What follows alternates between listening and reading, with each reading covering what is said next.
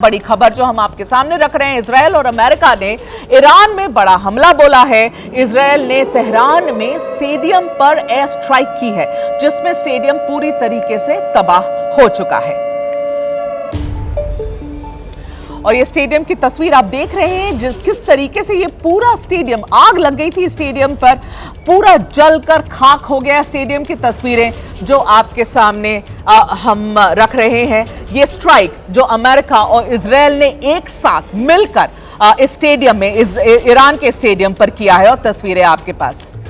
और मैं जगविंदर पटियाल जी के पास वापस जाना चाहूंगी। जगविंदर जी, जरा हमारे दर्शकों के लिए देखिए, बताइए, ये छठा दिन है युद्ध का और जिस तरीके से दोनों तरफ से वार पलटवार हो रहा है, रुकने थमने की तो कोई इंडिकेशन आ ही नहीं रही है। जगविंदर जी, आज की घड़ी लाख टके का मेगा सवाल यही है कि युद्ध कितना लंबा चलेगा। ईरान की तरफ से जो इंडिकेटर आया है उसमें साफ साफ ये कह दिया है कि हम मरते दम तक लड़ेंगे।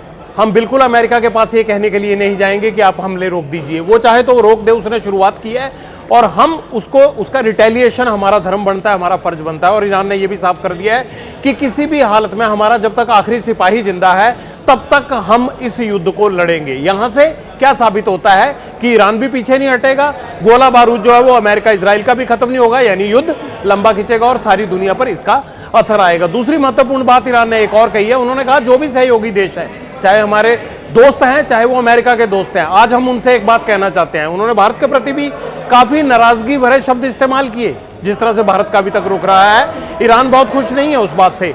और उन्होंने ये कहा कि जो भी सहयोगी देश है वो ये तय कर ले कि उनको इंटरनेशनल लॉ के साथ रहना है या उनको क्रिमिनल एक्ट के साथ रहना है। ईरान की तरफ से ये पासा फेंका गया है। उन्होंने कहा कि अगर हम कोई भी चीज करते, अगर हम पहल करते, तो आप ये कह सकते थे कि हमने इंटरनेशनल लॉ को वायलेट किया है, लेकिन अब इंटरनेशनल लॉ वायलेट हुआ है।